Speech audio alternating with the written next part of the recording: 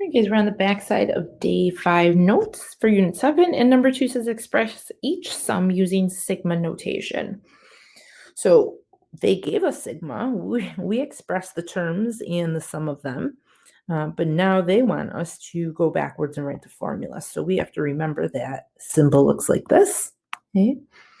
And we're going to go ahead and figure out what's on the bottom, okay, and what's on the top. So let's take a look at the sequence, because sometimes it's easier to figure that out first, okay, on what kind of sequence it is. So it looks like we are adding 2 all the way through, okay, and so that makes that arithmetic. And so if we go down here and think about our arithmetic formula, it's going to come a little bit easier for us to go ahead and write the expression that goes out in front of the sigma.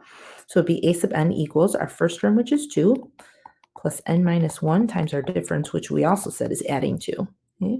We'll clean this up a little bit. So this would give us 2n. This would give us a minus 2, but the 2 here and the minus 2 here would cancel. And so there is our formula, except we don't put this part in the sigma, just this part. So we'll put the 2n here. Okay? And if you notice, if n equals 1 and 1 goes in, 2 times 1 would give us our first term of 2. If we plugged in 2, 2 times 2 would give us our second term of 4. So now we have to think about what are we plugging in to get 198. Okay? So 198 equaling 2n. If you divide by 2, n comes out to equal 99. And so 2 times 99 would give us 198. And so that's what we have to plug in. And so that would be our sigma. Okay? Plugging in our first input would give us our first output of 2. Okay? Plugging in our last input of 99 would give us our last output of 198. And so that's how we know that that's right. Okay, so next one, we'd have our sigma. Okay? We'd have n equals or whatever variable you want. And then we go up to the formula and say, all right, what are we doing? And I think if you guys notice, we are multiplying by 5. Okay? 1 over 25, 5 over 25.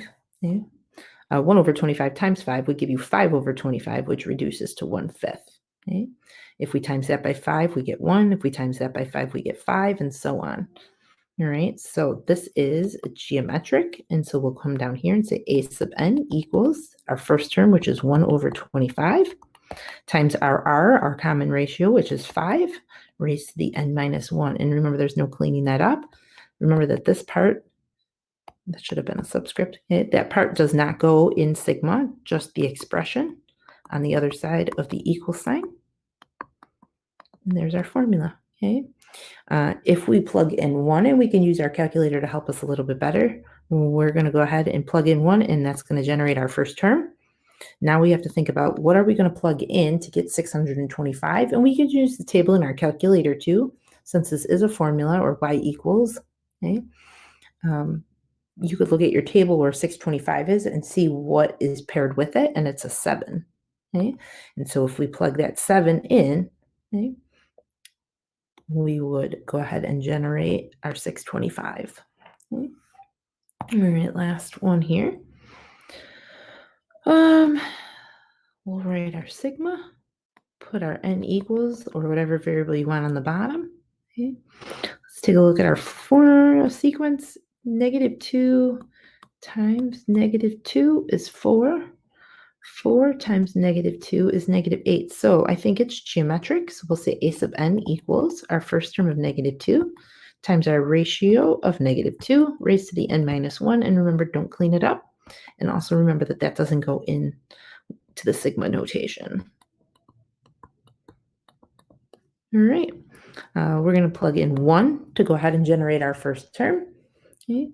If you need to use your table in your calculator to figure out where 64 and what is paired up with, you can, or you can guess and check into our formula here to see what gives us 64, and you're going to realize that n equaling 6 will give us that last output, whereas plugging in 1 for n would give us our first input. Okay, all right, there it is. All right, number 3. So it says, which of the following represents the sum? Okay, so notice they use the letter I on the bottom there for their variable in their formula or their expression. And so we could go ahead and plug in, just see what generates. So if I go ahead and say I equals 1 and we put in a 1 here, we would get 3 as our first term. Okay. If we then plug in 2 for I, we would get 3 squared, which is 9, and that's not our second term. And so a 1 is eliminated. Okay. In choice 2, we're going to go ahead and plug in 0 for I. And 3 times 2 to the 0 is 3 times 1, which is 3. And that is our first term. So we'll keep going. Now we'll say I equals 1. And so 3 times 2 to the first is 3 times 2, which is 6. So now we'll plug in 2 for I. So that would be 3 times 2 squared, which is 3 times 4, which is 12. And so far, so good. Okay. And then we'll plug in 4. And 2 to the 4th is 16. 16 times 3.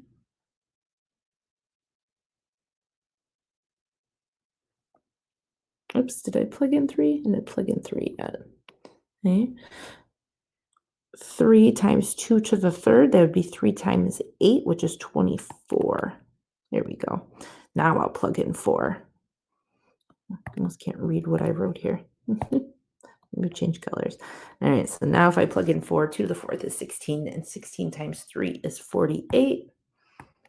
And that seems to match our sequence. All right, we can see what happens in the other ones, but I'm pretty sure my answer is 2 right now. So if I is 0 and 0 goes in, okay, that would be 6 to the negative first, and 6 to the negative first, okay, 6 to the negative first is 1 over 6 to the positive first, which is 1/6, not 3. So I don't think choice 3 is it.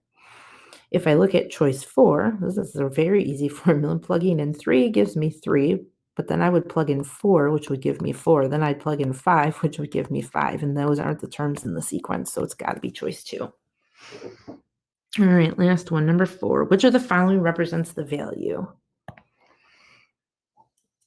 Okay, so they actually have us generating the terms and adding them together to get the value of our sigma. So if n equals 1, this would be 1 over 1, which is 1. If n equals 2, this would be 1 over 2, which is 0.5 or 1/2. Then n equals 3 would be 1 over 3, which is 1/3. And then n equals 4, and this is my last one. I get 1 over 4, which is 1/4. I'm going to go ahead and add those all up in my calculator, okay, and math it, and I get 25/12, which is choice 3. Okay, all right, I'll see you guys on day 6.